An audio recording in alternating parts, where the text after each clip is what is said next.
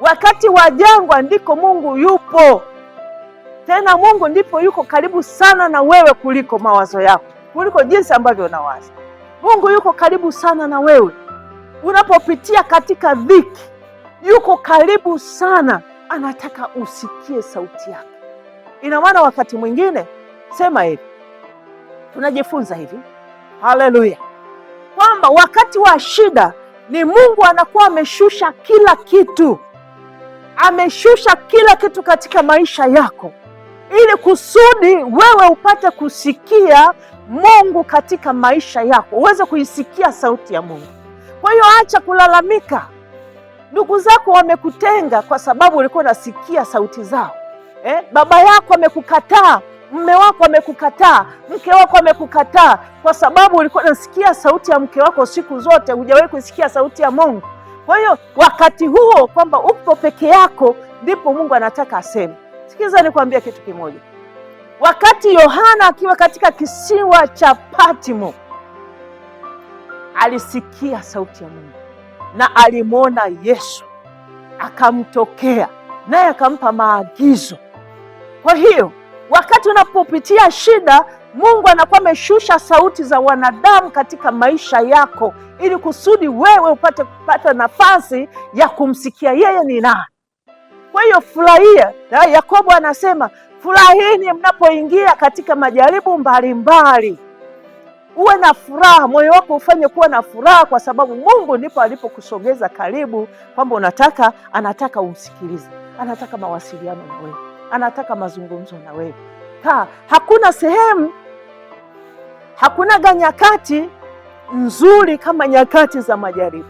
Wengine nikisema hivyo pengine utakata tamaa, lakini hakunaga nafasi nzuri ya kumwona Mungu ukiwa katika majaribu. Kwa hiyo furahi moyo wako, mwambie Baba, sasa niko hapa, unataka kuzungumza na mimi. Jina la Bwana libarikiwe. Nataka nikwambie kwamba nyakati za kuwa na fedha, nyakati za kuwa na fedha, utaitumia fedha yako kulingana na jinsi ambavyo ulivyoisikia sauti ya Mungu kupitia majaribu yako. Jina la Bwana libarikiwe. Na kama ulipata pesa hukusikia maelekezo ya Mungu, kwa nini amekupatia hiyo pesa? Hiyo pesa baadaye utaitumia, halafu italeta shida katika maisha yako, kwa sababu utaitumia bila mpangilio. Halafu nyakati za pesa zikiisha, utamtafuta Mungu wala hutamsikia. Kwa hiyo sasa, nyakati za kuwa na pesa ndipo nyakati ambazo utazitumia kwa ajili ya kumtumikia Mungu vizuri, kwa sababu umesikiliza maelekezo vizuri. Kwa hiyo nyakati zako, itambue nyakati yako, nyakati zako ulizo nazo. Ukiona nyakati yako, nyakati unayopitia sasa ni nyakati ya majaribu, nimekwambia mshukuru Mungu. Mwambie Bwana, niko hapa. Baba, nitengeneze. Baba, nifinyange kama upendavyo. Nielekeze, nifanye kusudi lako. Haleluya. Napenda baraka za Mungu zinapokuijia au zinaponijia, zimetokana na msingi wa neno lako. Baraka zangu zinapokuja zimetokana na sauti ya Mungu, imetokana na maelekezo ya Mungu. Ninapenda sana, kwa sababu nitazitumikia pesa au pesa zitanitumikia. Maana pesa zimeachiliwa kwa ajili ili zitumikie kwa ajili ya maono, kwa ajili ya kazi zingine mbalimbali ambazo Mungu ameziachilia katika maisha yetu. Bwana Yesu asifiwe. Haleluya. Na Biblia inazungumza kwamba kwa kila jambo na majira yake. Kila jambo lina majira yake, na kila jambo lina kusudi chini ya mbingu. Kuna kusudi. Litambue kusudi juu ya nyakati zako unazozipitia. Unapopita kwenye nyakati, tambua ni kwa ajili ya nini ninapitia hapa. Kwa nini leo sina pesa, lakini kwa nini leo nina pesa? Jina la Bwana libarikiwe. Utambue huo wakati. Tambua wakati, halafu fanya jambo linalolingana na wakati unaotakiwa. Kama wakati wa pesa, una pesa, nazungumzia pesa, tambua huo wakati unatakiwa kufanya nini. Wakati una pesa, natakiwa kumtumikia Mungu, nataka kufanya hivi, nataka kujenga nyumba, ninataka kuoa, nataka kuolewa, nataka kufanya hiki.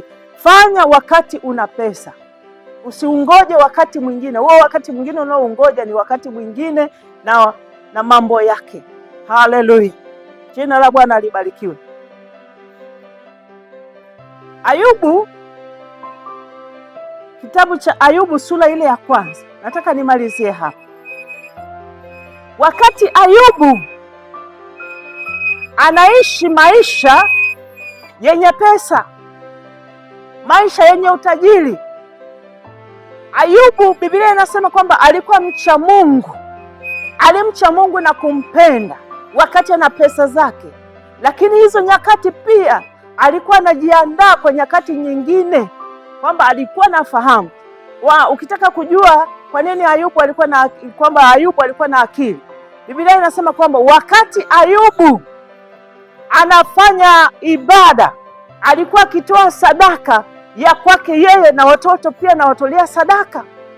Lakini wakati ulipofika wa Ayubu, ngoja niende haraka. Wakati Ayubu ulipofika wakati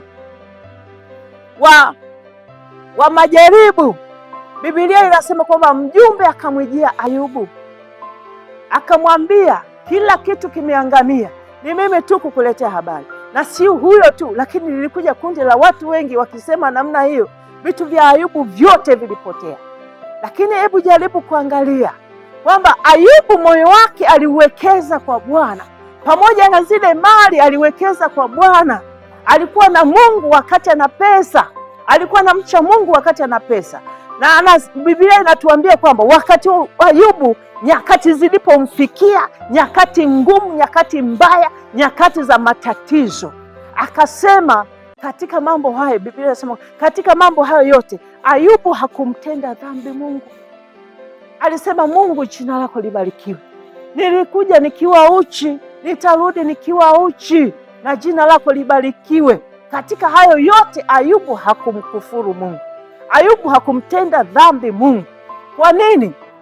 Alizipokea nyakati za kutokuwa na kitu, alizipokea mikononi mwa Mungu. Akasema, Bwana, katika hili nalo nitajifunza.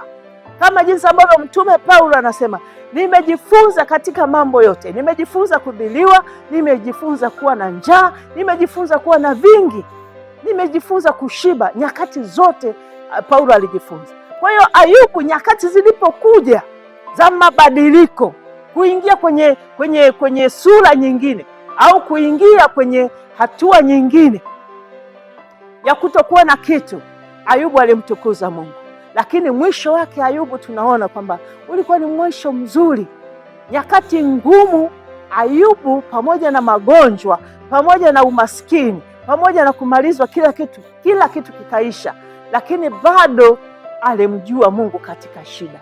Ninataka nikwambie, nikutie moyo, nikwambie kwamba katika shida yako umwite Bwana. Katika shida yako, hebu kaa, tulia kwa Bwana. Ndani ya hilo tatizo Mungu yupo. Mungu yuko ndani ya hilo jaribu nalolipitia. Ayubu alivuka salama kwa sababu alizitambua nyakati zake. Anasema, ninajua mtetezi wangu yuko hai, hata kama mwili huu utaharibiwa, lakini bado Mungu yupo. Nisipomuona katika macho huko, lakini kuzimuni nitamuona. Hiyo ni imani. Amini, Mungu yupo, na Mungu hajaja kwa ajili ya kukutesa. Ameziachilia hizo nyakati ili kusudi wewe upate kumjua zaidi. Ayubu alimjua Mungu zaidi. Ni nani angejua kama Ayubu alikuwa na marafiki? Alikuwa naona ni marafiki wale. Aliona marafiki na marafiki wazuri. Kumbe ndani ya mioyo yao wale walikuwa ni wanafiki. Lakini Ayubu kama asingepitia, Ayubu asingepitia hilo jaribu, asingepitia hilo tatizo, asingejua kama anaishi na marafiki wasiofaa. Lakini Mungu wetu alivyo mwaminifu, haleluya. Mungu wetu alivyo mwaminifu, Ayubu alimfunulia, akamwonyesha kumbe nilikuwa naishi na watu wanafiki, mimi nikafahamu naishi na watu wazuri. Hapana, hizo ni nyakati. Wakati mwingine Mungu anaachilia mambo ili kusudi kufunua mambo. Haleluya! Mungu anaachilia mambo magumu ili kufunua mambo magumu. Maana anasema niiteni nami nitaitika, nitawaonyesha mambo magumu sio yajua. Unafikiri tunayajuaje? Lazima nyakati ziachiliwe ili tuweze kuziona nyakati ambazo Mungu anataka kufunua mambo yetu. Jina la Bwana libarikiwe. Haleluya! Nashukuru sana kwa kunisikiliza. Nataka nimalizie kwa kutia moyo kwamba kama jinsi ambavyo alivyojifunua kwa Ayubu, Mungu akupe neema. Mungu akupe neema ya kubeba mambo magumu yanapokufika. Na achilia neema kwako. Mungu aachilie neema. Mungu aachilie neema ya kubeba, ya kuyaona hayo ambayo unatamani kuyafahamu mbele za Mungu. Jua, jifunze kwamba Mungu yupo kwa nyakati zote. Anasema ujapopita katika maji mengi hayatakugharikisha. Ujapopita katika moto hautakuteketeza. Katika bonde la mauti hautakufa. Lazima uishi ili kusudi uyasimulie matendo makuu ya Mungu. Kuwa huru katika mambo yote unayoyapitia. Uwe na pesa, ufurahie Bwana Mungu wako. Uwe na dhiki, umfurahie Mungu wako kwa sababu yuko karibu na wewe. Mungu akubariki sana. Mungu akupe neema ya kubeba mambo mazito. Ile neema ambayo Yesu ilishuka kwake wakati yuko Getsemane. Unajua Yesu naye alipitia hizo nyakati. Alizipitia hizo nyakati ngumu. Yesu alitembea katika ulimwengu huu, akaponya wagonjwa, watu wakamfurahia, lakini ulifikia wakati wa Yesu kuwa peke yake Getsemane, akalia mpaka machozi ya damu. Hizo ni nyakati ngumu. Lakini akalia akasema, ikiwezekana kikombe kiniepuke. Mungu akasema, kikombe hakitakuepuka Yesu, nakupenda sana, lakini utakipitia kikombe, utakinywea kwa ajili ya watu wangu, na wewe utapata ushindi. Mungu akamwongezea nguvu. Ile nguvu ya Getsemane iliyoshuka kwa Yesu ishuke kwako. Baba, katika jina la Yesu, ninaachilia nguvu yako Bwana, ya kumwezesha mtazamaji wangu ili kusudi aweze kuinuka na kusimama na kutembea kuufikia utukufu wako. Baba, ukambebe mwanamke huyu, ukambebe mwanaume huyu. Tazama lile analolipitia. Baba, ninaachilia neema yako ikawe juu yake katika jina la Yesu aliye Bwana na Mwokozi wetu. Ninaomba na kuamini kwamba mwanamke huyu ameweza, ni katika jina la Yesu. Amen.